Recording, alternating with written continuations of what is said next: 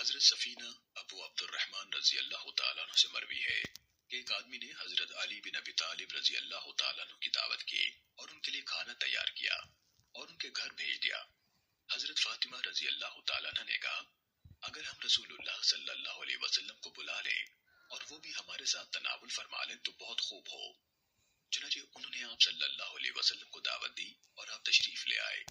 آپ نے اپنا ہاتھ دروازے کی چوکھٹ پر رکھا اور ایک منقش پردہ دیکھا جو گھر کی ایک جانب میں لگایا گیا تھا، تو آپ علیہ الصلوۃ والسلام واپس ہو لیے۔ سیدہ فاطمہ رضی اللہ تعالیٰ عنہ نے حضرت علی رضی اللہ تعالیٰ عنہ سے عرض کیا، نبی صلی اللہ علیہ وسلم سے ملیں اور معلوم کریں کہ کس چیز نے آپ کو واپس لوٹایا ہے۔ حضرت علی رضی اللہ تعالیٰ عنہ کہتے ہیں کہ میں آپ صلی اللہ علیہ وسلم کے پیچھے گیا اور عرض کیا، اے اللہ کے رسول، آپ کس وجہ سے واپس آ گئے ہیں؟ آپ نے فرمایا، مجھے لائق نہیں، یا کہا کہ نبی کو لائق نہیں کہ نقش و نگار والے گھر میں داخل ہو۔ سنن ابو داود حدیث نمبر 3755۔